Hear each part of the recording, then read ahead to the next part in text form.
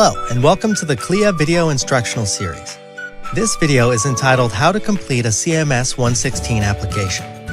In this short video, we'll show you where to find the application form to apply for the CLIA certification, as well as provide a step-by-step demonstration of completing the form. By the end of this video, you should have a better understanding of what's required to complete an application in order to receive a CLIA certificate. Let's get started. The first step in completing a CMS 116 application is to navigate to the Centers for Medicare and Medicaid Services website at CMS.gov/CLIA. This will take you to the official CLIA website.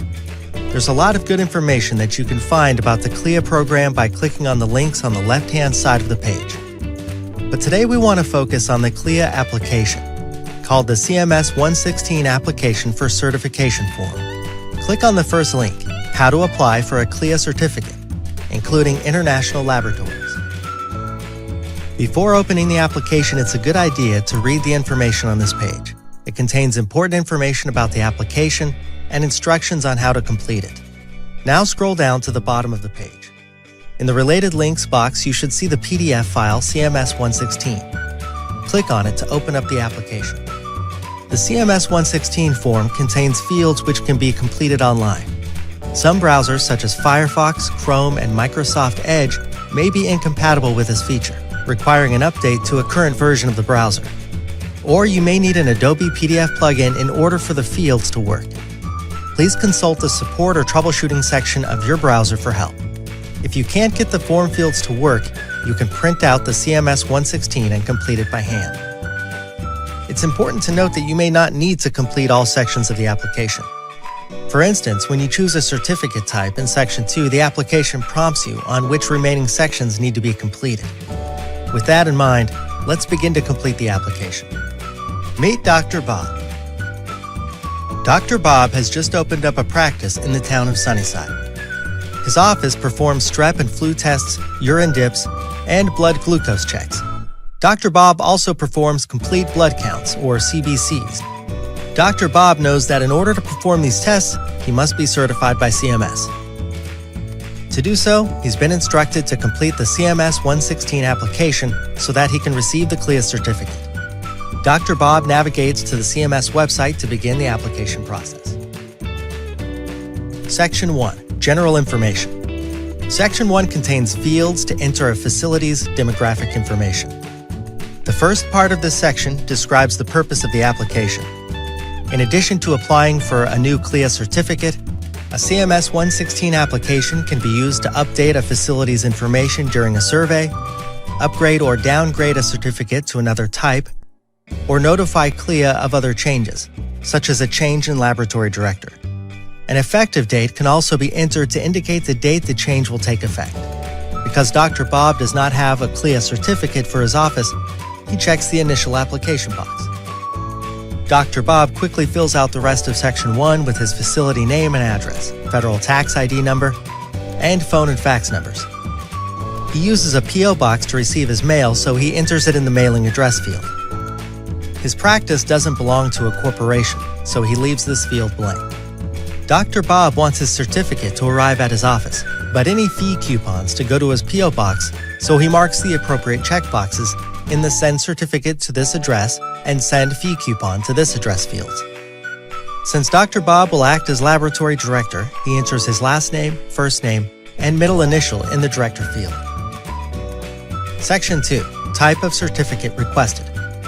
Dr. Bob is now ready to choose the type of certificate he needs to cover the types of tests that his office performs. He knows that the strep and flu tests, urine dips, and blood glucose checks are all waived tests. A certificate of waiver will cover these tests. But what about the CBCs? He knows the CBC test that he performs in his office is a moderately complex non-waived test. He wonders if he needs separate certificates to cover each type of test. Dr. Bob reads the instructions that came with the application and concludes that a certificate of compliance will cover all of the waived tests as well as the CBC tests. He checks the box, Certificate of Compliance, and notices the instructional note in parentheses next to it that he must complete all remaining sections of the application. Did you know that each successive certificate type covers all of the testing of the certificate type below it? For example, a certificate of waiver only covers waived testing. A certificate for provider-performed microscopy procedures, or PPM, covers both waived and PPM testing. And a certificate of compliance, or a certificate of accreditation, covers waived testing, PPM testing, and moderate and high complexity testing. Section 3. Type of laboratory. Section 3 describes the laboratory where the tests are being performed. For Dr. Bob, number 21, Physician Office, best describes where he performs his tests. He checks the box and moves on to Section 4. Section 4. Hours of laboratory testing. Dr. Bob performs tests at his office from 8 to 4, Monday through Friday, so he enters the time in Section 4, Hours of laboratory testing. Here's a quick tip. If your facility performs testing 24 hours a day, 7 days a week, such as a large hospital, it's not necessary to complete all the hours fields. Just mark the box 24/7 instead. Section 5. Multiple sites. The multiple site exception is defined as a single-site CLIA certificate covering multiple testing locations. Multiple sites doesn't apply to Dr. Bob since he has only one location where he performs tests, so he checks the no box and moves on to Section 6.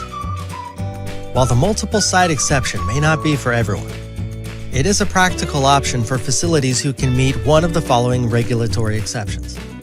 1. The laboratory is a temporary testing site, mobile unit, or health screening fair that moves from testing site to testing site, but uses a designated primary site as its home base. 2.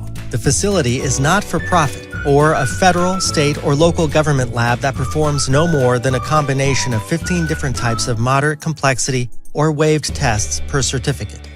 And 3. The facility is a hospital with several laboratories located at contiguous or adjoining buildings on the same campus, within the same physical location or street address, and under common direction. Qualifying for one of these 3 exceptions may depend on what you choose for your laboratory type in Section 3, or your control type in Section 9. So make sure there are no conflicting choices before selecting one of these exceptions. For example, if you choose number 21, Physician Office, as your laboratory type in Section 3, your facility would not qualify under Regulatory Exception 3 because Exception 3 applies only to hospitals. Also, note the additional instructions if you choose yes for any of the 3 exceptions, and be sure to supply the information that is asked. Sections 6 through 8. Laboratory testing. Pages 3 and 4, the application contains 3 sections that all address the types of testing that are performed at a laboratory and the annual test volume of all the tests performed. The sections are broken down into Section 6, waived testing, Section 7, PPM testing, and Section 8, non-waived testing. Dr. Bob completes Section 6 by listing all the waived tests he performs at his office and entering a combined volume amount of all these tests for the entire year. Because he doesn't perform PPM tests, he checks the box, check if no PPM tests are performed in Section 7. Finally, to cover his CBC tests, Dr. Bob lists the test in the space provided in Section 8. He checks the subspecialty hematology under the specialty of hematology in Section 8 and enters an annual test volume amount. The testing sections on pages 3 and 4 are some of the most important sections of the entire application for a number of reasons. 1. CLIA reviews the tests that are listed in each section so that we can be sure you're applying for the correct certificate type. And 2. The volume numbers you enter for non-waived testing determine the amount you pay for your non-waived certificate.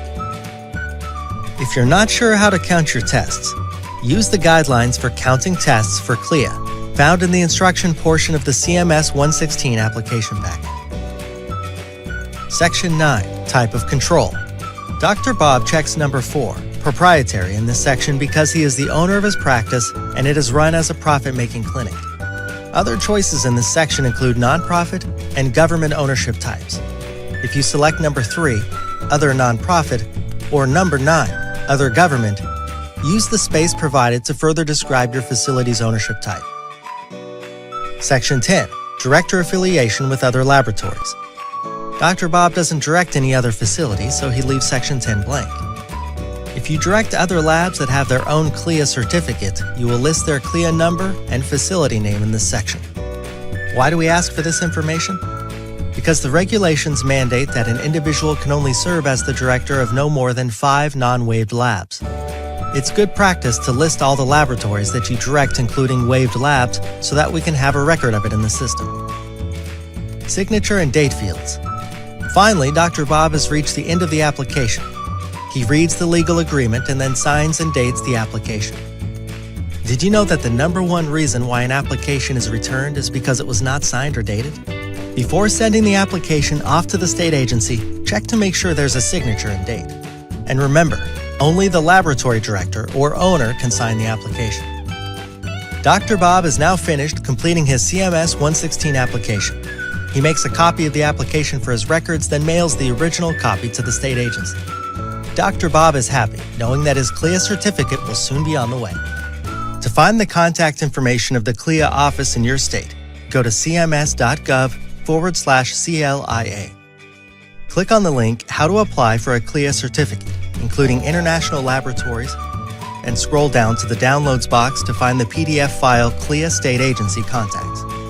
Now that you've watched the process of completing a CMS 116 application, it's time for you to give it a try. If you still need help, feel free to contact your Tennessee State Agency at 615-741-7023 or email any questions to clia.health@tn.gov. Thanks for watching.